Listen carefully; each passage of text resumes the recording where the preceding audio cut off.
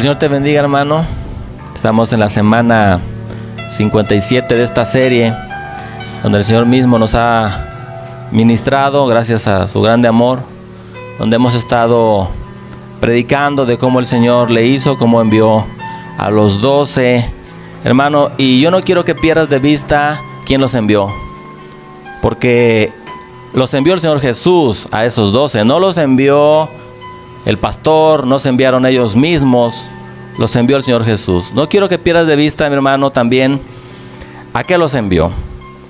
Él los envió, hermano, para que llevaran su palabra, siendo ellos el mensaje vivo. No pierdas de vista a qué, hermano. Fueron a arreglar lo que estaba mal en el mundo espiritual. Tampoco quiero que dejes de observar lo que el Señor les dijo, hermano. El Señor les hace un panorama profético tremendo de todo aquello que les espera cuando ellos vayan a predicar su palabra, haciendo mensajes vivos, hermano. Envió a los 12, aunque por ahí estaba Judas incrustado, hermano. Pero eran gente que tenía un altísimo entendimiento del Señor. Y también quiero que observes y que tengas bien presente, hermano, las consecuencias que trae el no recibir la palabra de Dios. ¿Cómo le hizo el Señor? Envió a los 12. Estamos en la tercera parte. Quiero que leas conmigo el Evangelio según San Mateo. Y vamos a leer los versículos 11 al 16. Mateo capítulo 10, del versículo 11 al 16, hermano. Y no pierdas de vista lo que te acabo de decir. ¿Quién los envió? ¿A quiénes? ¿A qué? El panorama que les hizo, hermano, y las consecuencias de no recibir su palabra. Mateo 10, del 11 al 16, la escritura dice así, hermano: en cualquier pueblo o aldea donde entren, busquen a alguien que merezca recibirlos. Hermano, no cualquiera merece recibir a un hijo de Dios. Y quédense en su casa hasta que se vayan de ese lugar. Te aclaro que cuando la Biblia habla de casa, se refiere a una persona o una familia, incluso a un pueblo. Al entrar digan paz a esta casa. Si el hogar se lo merece, que la paz de ustedes reine en él. Y si no, que la paz se vaya con ustedes. Qué tremendo versículos, hermano. Si alguno no lo recibe bien, ni escucha sus palabras, al salir de esa casa o de ese pueblo, sacúdanse el polvo de los pies. Dice que si no te reciben bien, hermano, a lo mejor te reciban de mala gana, esos no tienen paz. Verso 15, les aseguro que en el día del juicio, el castigo para Sodoma y Gomorra será más tolerable que para ese pueblo. Si quieres un versículo duro, hermano, aquí está uno. Los envío como ovejas en medio de lobos. Por tanto, sean astutos como serpientes y sencillos como palomas. Hasta ahí, hermano.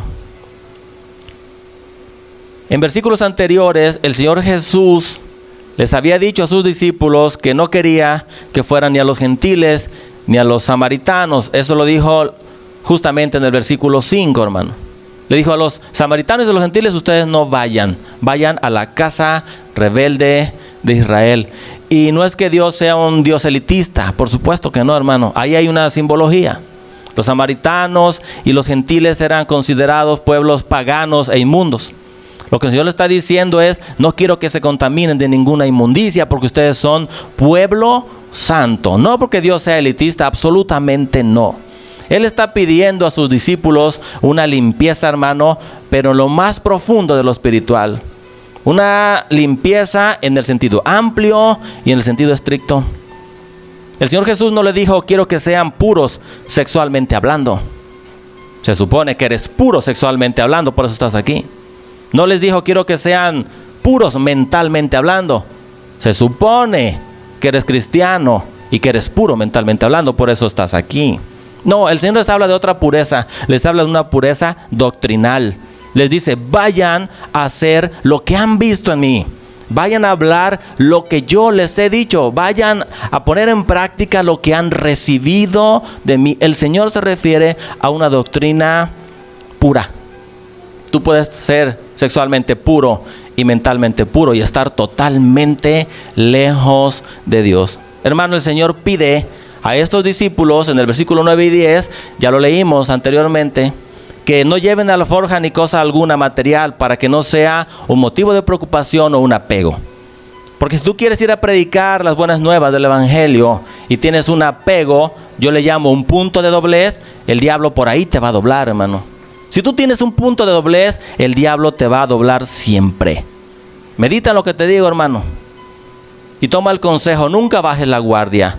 Siempre debe estar totalmente apercibido y muy alerta, recordando que nada es tuyo, siempre dándole gloria a Dios, luchando incansablemente para establecer el reino de Dios, hermano, entendiendo que de nosotros no es nada, mi hermano. Y tampoco te confíes porque a través de ti Dios sane a los enfermos y resucita a los muertos. Nada es tuyo, todo es del Señor. Y te decía que si tienes un punto de doblez, el diablo por ahí te va a doblar. Si por ejemplo, durante muchos años nosotros fuimos imprudentes y ahora queremos ir a predicar la palabra de Dios, esa misma imprudencia va a hacer que nosotros hablemos de nuestra propia cuenta. Y se perdió el propósito, se deformó el mensaje y no fue para nada edificante. Si somos imprudentes, vamos a querer hablar de nuestra propia cuenta. Y el Señor no les dijo eso. Dijo que vayan y que lleven la doctrina que es pura. Por ejemplo, si fuiste maltratado y rechazado de niño, y resulta que esa área de tu vida no está totalmente sanada, cuando tú intentes llevar la palabra de Dios y el mundo la rechace, tú te vas a sentir rechazado, porque tienes un punto de doblez y por ahí el diablo te va a entrar. Si por ejemplo tienes un problema sexual, tienes problemas con lo que tus ojos ven, hermano, e intentas ir a orar por una mujer endemoniada, esa mujer se te va a echar encima y no te la vas a poder quitar. Si por ejemplo tienes vanagloria, o fuiste vanaglorioso durante un tiempo en tu vida, y ahora ves que a través de la palabra y a través del actuar del Espíritu Santo, los endemoniados quedan libres, lo primero que vas a hacer es salir corriendo directamente a Dios, diciéndole: Señor, me gozo, porque aún los demonios se me sujetan. Y el Señor te va a decir: no te goces de eso. Gózate de que tu nombre está escrito en el libro de la vida. Por eso necesitamos una reforma espiritual radical y profunda en nuestras vidas, porque cuando nosotros somos reformados, somos una iglesia estratégica, hermano. El diablo es estratégico, la iglesia no. El diablo se une, la iglesia no. El diablo se organiza, la iglesia no, mi hermano. Qué tremendo lo que te estoy diciendo. Tenemos que tener una estrategia, y la estrategia el Señor se las da a estos 12 y les dice: vayan donde yo ya fui. ¿Sabes cuál es el principio espiritual ahí, hermano? Pisa donde Jesús ya pisó. Y te aseguro que no te vas a resbalar, y te aseguro que no vas a caer. Tú pisa donde Jesús ya pisó. Tú no digas nada de tu cuenta. No pienses nada por tu cuenta propia. Habla lo que el Señor ya habló y verás cómo esto funciona. El Señor te pide, hermano, al enviarte, que vayas a voltearles patas para arriba a la gente, sus creencias y todo aquello en lo cual ellos han confiado toda su vida. Así como Él entró al templo y los volteó patas para arriba a las mesas de los cambistas, eso es lo que nosotros tenemos que ir a hacer. ¿Y por qué el Señor envía a sus 12 discípulos, hermano? Por una razón poderosa: porque Él no va a venir pronto a la tierra. Lo siento, lo lamento. Aunque haya gente que esté predicando que Cristo ya viene, hermano, te aseguro que Cristo no viene pronto. Hermano, pero Apocalipsis lo dice: y aquí vengo pronto. Sí, lo dice. Pero también dice que cuando el que se está santificando se santifique más, cuando el que es inmundo sea más inmundo, cuando la brecha se haga totalmente amplia y espaciosa, cuando haya gente que en verdad tengan anhelos de tomar del agua de vida eterna, de ese árbol de la vida, dice: entonces yo vengo pronto. Pero el Señor hoy no va a venir pronto, porque la iglesia no está lista para que el Señor venga por ella. Mucha gente ha enseñado que la iglesia va a ser tomada así de un jalón. Le han llamado el rapto de la iglesia, como si el Señor nos quisiera librar de algo, y el Señor no trabaja así. Es cierto que Él va a venir. Es cierto que Él va a venir por su pueblo, pero va a venir por una iglesia que está peleando y que está venciendo, hermano. Por eso los envía a sus discípulos, hermano, porque Él físicamente no podía multiplicarse. Necesitaba de esos 12 personas que fueran a proclamar las buenas nuevas, pero que llevaran la doctrina, o sea, lo que ellos habían recibido. Mira lo que dice el verso 13 y el verso 14, hermano. Si el hogar se lo merece, que la paz de ustedes reine en él. Y si no, que la paz se vaya con ustedes. Si alguno no lo recibe bien, ni escucha sus palabras, al salir de esa casa o de ese pueblo, sacúdanse el polvo de los pies. Hermano, cuando tú eres un enviado de Dios, lo que sale de tu boca trae división. Digo división, no digo violencia. Los cristianos no somos violentos. Los paganos sí son violentos. Pero nosotros, hermano, no conocemos esa violencia física. Es tan diferente la cosa, hermano, como decir tranquilidad y paz.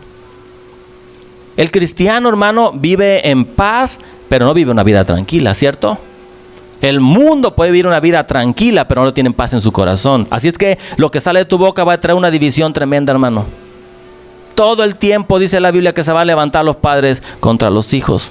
Por lo tanto, cuando tú lleves el mensaje, si eres un enviado, la gente que escucha, hermano, no se va a poder mantener neutral.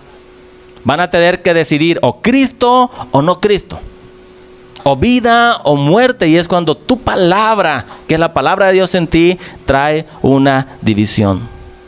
Por eso el Señor dice que nosotros somos obreros, porque un obrero es alguien que no posee nada, hermano. Nosotros no poseemos nada en esta tierra. Dice la Biblia que somos peregrinos y extranjeros. Pero siendo peregrinos y extranjeros, estamos aquí para llevar almas al cielo, hermano. Para hacer de alguien que hoy es un ciudadano del infierno, se convierta en un ciudadano del reino de los cielos. Para eso eres enviado, hermano. Entonces, Señor, ¿qué hace? Envía a sus 12 discípulos. 12, número de la eternidad, para que lleven un mensaje de eternidad. Y también envía a sus 70 hermanos y los envía de 2 en 2. 70 múltiplo de 7 de lo completo. Él los envía para que llevemos el mensaje completo que habla sobre la eternidad, las buenas nuevas, que Jesucristo es el Señor. Y los envía de 2 en 2, hermano. Porque la Biblia dice que si uno va solo y cayere, ¿quién lo levantará? O si tuviere frío, ¿quién lo calentará? El Señor los envía de 2 en 2, para que se vea, hermano, que hay unidad. Porque si no hay unidad, nosotros no podemos evangelizar a nadie. De 2 en 2 para que se vea, hermano, que no son 2, sino uno en Cristo. La Escritura dice que cómo pueden caminar 2 juntos si no estuvieran de acuerdo. ¿Para qué lo hace, hermano? ¿Por qué los envía de 2 en 2? Para que el mundo vea que el Padre está en Jesucristo, que Jesucristo está en nosotros. Que nosotros estamos en Cristo y que Cristo está en el Padre. Habla de una total unidad. ¿Y a qué los envía, hermanos? Dice la Escritura que los envió a sanar los enfermos, dice el versículo 8. A quitarles la lepra, a darle vida al que está muerto, hermano. Y eso es un privilegio para el cristiano. Si tú eres un enviado, a pesar que el trabajo es duro, hermano, es un tremendo privilegio. ¿Sabes por qué? Porque cuando tú liberas a alguien, producto de la unción del Espíritu Santo en ti, ese alguien glorifica a Dios cuando antes glorificaba al diablo. Hermanos, si nosotros vamos por ser enviados y oramos por un mudo, lo primero que va a hacer ese que antes era mudo es con su boca alabar a Dios. Si nosotros oramos por un ciego, lo primero que va a ver el ciego es a un integrante del reino de los cielos frente a él, un embajador de Jesucristo. A un sordo, hermano, orar por él y que quede sano. Lo primero que va a oír son las buenas nuevas del Evangelio. Por eso trabajar para Dios es un tremendo privilegio, hermano. El Señor les muestra en una descripción profética, hermano, a estos 12 el grado de abnegación que deben de tener para ir a cosechar ese fruto que está maduro. Si tú quieres trabajar para Dios, tu grado de abnegación es tremendo, hermano. Vas a tener que batallar en contra de los demonios, esos que antes eran ángeles y que por lo tanto tienen poder pero no autoridad, hermano. Vas a tener que batallar y vas a tener que experimentar en ti, hermano, el poder satánico, porque esto es real. El Señor Jesús, sabiendo esto, los embiste de un poder sobrenatural para ir a combatir lo sobrenatural satánico. Escúchame bien, hermano, si el Señor te embiste de un poder sobrenatural, nunca confíes en tu naturaleza. Nunca confíes en tu intelecto, en tus capacidades o en tus virtudes. El poder sobrenatural es para que tú experimentes y vivas el poder de Dios en ti, pero para que te alejes de tu propia y de mi propia naturaleza. El Señor les dice que vayan a predicar las buenas nuevas, hermano, pero que no lleven argumentos. Los argumentos no sirven, mi hermano. No sirven. Tienes que llevar la presencia de Dios, la gracia de Dios, el poder de Dios, la unción de Dios, la mentalidad de Dios. Porque si no, nuestro mensaje, hermano, no funciona. Te lo pongo en español para que me entiendas. Cuando el Señor te envía, te da la responsabilidad de que tú hagas las cosas con la misma calidad que Él las haría. Eso ya es mucho. Cuando el Señor te dice, ve porque eres mi enviado, te está diciendo, quiero que hagas las cosas como si yo mismo fuera y las hiciera en persona.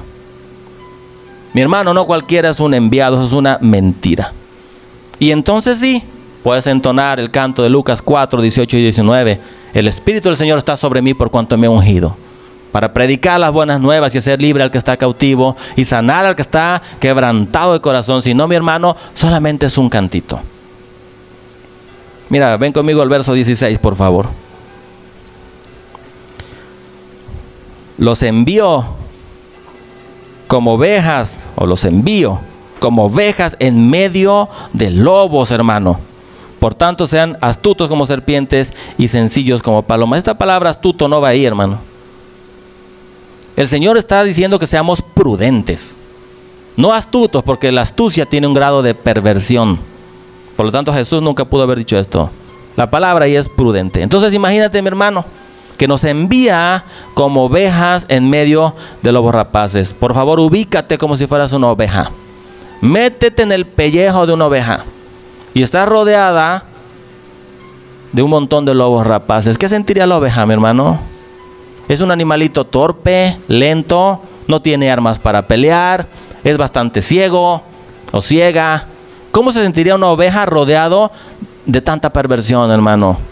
Ese es el poder satánico que tú experimentas cuando el enemigo viene contra ti, hermano. Eso es tremendo. Si tú ubicaste lo que siente una oveja, hermano, eso es lo que estos discípulos iban a sentir, por eso el Señor los envía. Pero Él nos cubre con sus alas, mi hermano. Él nos cubre con su tierno amor y con ese corazón de pastor. Y le dice, vayan, pero sean prudentes. Hermano, te voy a dar un consejo. Hermana, que no sea tu confidente alguien que no sea revestido del Espíritu Santo de Dios. ¿Sí sabes que hay cristianos que sus confidentes son paganos? Que tu confidente sea un hombre o una mujer lleno o llena del Espíritu Santo de Dios. Si no, hermano, mejor cállate la boca. Y dice aquí, hermano, que los que no reciban la palabra, lo dice el verso 15, el castigo para Sodoma y Gomorra va a ser una vil caricatura, hermano. Va a ser algo ridículo, Sodoma y Gomorra, si nosotros no hacemos lo que la Escritura dice. Si nosotros no vamos y proclamamos las buenas nuevas. Si hay aquel que no reciba la palabra del Señor, hermano, del tal, dice la Escritura, aléjate, porque Sodoma y Gomorra van a ser un mero remedio de lo que el Señor va a hacer con ellos cuando venga en juicio. Si tú haces lo que la Escritura dice, hermano, dice su palabra, que irá la justicia delante de ti y la gloria de Jehová será tu retaguardia. ¿Escuchaste? Dice claramente la Biblia que irá la justicia, no dice tu justicia, la justicia delante de ti. Y la gloria de Jehová será tu retaguardia, no la recomendación de tu pastor. La gloria de Jehová será tu retaguardia. Hermanos, nosotros tenemos 8 años ministrando aquí. Y yo apenas empiezo a ver que el pueblo se despierta después de 8 largos años. 8 dolorosos años, hermano. Y hay como un mover. Te lo voy a decir para que no te pegue esto el diablo. Hay como un mover, yo lo platicaba con los hermanos. Viene como un soplo satánico, hermano, y te empieza a decir el diablo, tú no estás haciendo nada para Dios. ¿Cierto? Y agarra como ciertas épocas, hermano. Pero es parejo, arremete con todos.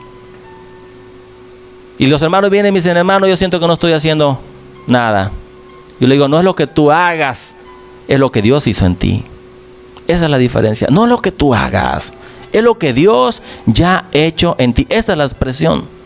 Y si tú, con la sabiduría, con el entendimiento y con el temor de Jehová, has dado un consejo que ha bendecido a uno de tus hermanos, a uno, hermano, tú has hecho mucho más que aquellos que han predicado a miles y les han desgraciado la vida a miles, producto de sus herejías y de sus blasfemias, de sus falsas doctrinas. Si el espíritu de entendimiento y de sabiduría ha estado sobre ti, hermano, y el temor de Jehová, y tú has bendecido a uno, yo te digo, hermano, de parte de Dios, que tú has hecho mucho en el reino de los cielos. Pero persevera, porque las falsas doctrinas nos rodean. Así es que pregúntate, hermano, ¿cuánto ha hecho el Señor en ti?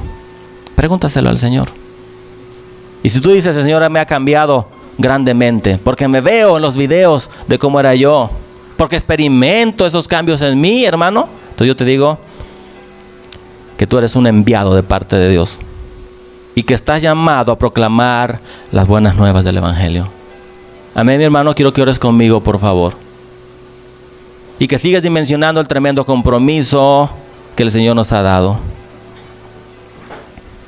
y que puedes experimentar gozo en medio de la tribulación, y que el Señor, si te pide que no lleves nada, hermano, material, es porque Él quiere que dependas totalmente de Él. Vamos a orar, hermanos. Vamos a orar. Padre, en el nombre de Jesús de Nazaret, gracias por tu palabra que es maravillosa, Señor. Gracias por tu palabra. ¿Cómo me bendice, Señor? La Escritura, cuando me pongo en el escenario, cuando parece que te veo enviando a 12, Judas incluido, pero gente que tenía un alto nivel de entendimiento y de conocimiento de ti, Señor. Los enviaste tú, no su pastor, no su denominación, los enviaste tú. Y los enviaste, Señor, a aquellos que habías capacitado a proclamar las buenas nuevas, siendo ellos el mensaje vivo. Y tú les planteaste un panorama profético, Señor, de lo que les esperaba. Gracias. Gracias porque tu palabra nos advierte: ay de aquel que no reciba tu palabra. Sodoma y Gomorra serán nada cuando tú vengas a ellos en juicio. No vamos a ir a los gentiles ni a los samaritanos espiritualmente hablando. Nos vamos a mantener puros doctrinalmente hablando. Vamos a predicar lo que tú nos has enseñado, Dios mío. Yo me he comprometido a eso, a predicar lo que tú me has enseñado, a mantenerme puro, Señor, porque sin santidad nadie verá al Señor. Quitando cualquier punto de doblez, por imprudentes o por maltratados que hayamos sido, o por problemas sexuales que hemos tenido, tenemos que ir puros, Señor, delante de ti. Siempre hemos sido lavados, necesitamos ser reformados urgentemente, una reforma espiritual radical en nuestra vida, y organizarnos como pueblo, porque el enemigo sí se organiza. Quiero pisar, Señor, donde tú pisaste, y no voy a resbalar. Quiero hablar como tú hablaste, quiero pensar como tú pensaste, caminar así como caminabas tú, Señor. Eso es lo que quiero hacer, voltearles patas para arriba las creencias y todo aquello en que la gente ha confiado. Eso es guerra. Yo quiero ir a voltearles patas para arriba todo aquello en lo que ellos han confiado, Señor, y proclamar tu palabra. Hay una mentalidad torpe, una mentalidad satánica que dice: tú no te metas con ellos, ellos no se meten contigo. Esa es la voz del diablo hablándole a los cristianos. Tenemos que ir a proclamar que Jesucristo es el Señor, porque mientras la iglesia no sea victoriosa, mi hermano, producto de batallas, el Señor no va a venir por nosotros. Y aquí dice el Señor: vengo pronto. Pero cuando se separe lo santo de lo inmundo, y el que es santo, que se santifique más, y el que ya es inmundo, que se meta más en la porquería. Y entonces dice el Señor: yo vengo pronto. Señor, tú enviaste a estos 12 hombres con un mensaje de eternidad, un mensaje completo, no un evangelio mocho, pero unidos, para que el mundo pueda ver que en verdad tú nos has enviado, que el Padre estaba en ti, Jesús, y tú en tu pueblo en ti y tú en el Padre, y los enviaste a sanar enfermos. Señor, es maravilloso orar por un enfermo y que sane. Yo lo he vivido. Orar por un endemoniado y que quede libre. Tú me has permitido vivir eso. Pero yo me gozo de que mi nombre está escrito en el libro de la vida. Y el que es pueblo se goza de que su nombre está escrito con letras de oro en el libro de la vida eterna. Mi hermano, para ir a predicar el evangelio se necesita un alto grado de abnegación para batallar en contra de esos diablos, hermano. Buscando lo sobrenatural de Dios, sí, pero para que no metamos lo natural de nosotros. Y no vamos con argumentos, no alcanzan. Vamos a hacerlo con la calidad que el Señor mismo tiene, con la calidad que el Señor mismo vendría a hacerlo, como si Él estuviera aquí personificado. Y podemos decir entonces: el Espíritu del Señor está sobre mí, porque me ungió para abrir las rejas a la libertad de aquellos que están presos. Y vas a experimentar, mi hermano, el poder satánico alrededor tuyo. Y vas a sentir lo que siente una oveja cuando está rodeada de lobos rapaces. Gracias porque tú tienes cuidado de nosotros, Señor. Tu tierno amor nos cobija. Tu corazón de pastor es nuestro reaseguro, Señor.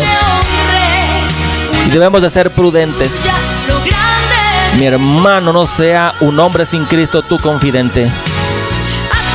No confíes en los hombres sin Cristo. No lo hagas. No lo hagas. Y si alguien no recibe tu palabra, que es la palabra de Dios en ti, Sodoma y Gomorra van a quedar en el olvido cuando el Señor venga a ellos. Gracias, Señor, porque veo que sí hacemos algo en tu obra, porque veo vidas cambiadas. Otros están patas para arriba, ese es su problema, pero veo vidas cambiadas. Gente que ha sido tocada por tu Espíritu Santo, gente que se ha despertado para el servicio. Yo te doy gracias, Señor, porque eso a mí me da mucho ánimo. La pregunta no es cuánto hago, la pregunta es: Señor, ¿cuánto has hecho en mí? Y yo sé que tú me has cambiado. Gracias, Señor, por tu palabra. Gracias por tus favores y tus beneficios. Gracias porque tu espíritu, el espíritu de sabiduría, de entendimiento y de temor de Jehová está sobre tu pueblo. Y con esa sabiduría hemos bendecido a más de uno, Señor. Por lo tanto, sí hemos hecho algo en el reino de los cielos. Gracias por tu palabra.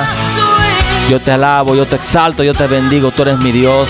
Y donde quiera que voy proclamo que tú eres mi Dios y que tú me salvaste y me rescataste de la porquería en la que yo estaba. Y que no tengo cómo pagarte, Señor. Solo puedo decirte que me desespero por servirte. Que mi alma te anhela y que te necesito terriblemente todos los días de mi vida, Señor. Que yo nada soy sin ti. Que yo sin ti estoy muerto. Pero en ti conocí la vida y la vida abundante. Gracias, Señor, por tu palabra. Gracias, Señor, te damos en el nombre de Jesús de Nazaret, nuestro precioso Salvador. Gracias, Señor. Y el que tenga oídos para oír, que oiga lo que el Espíritu ha dicho hoy a la iglesia. Amén, Señor, y amén. Gracias, Señor.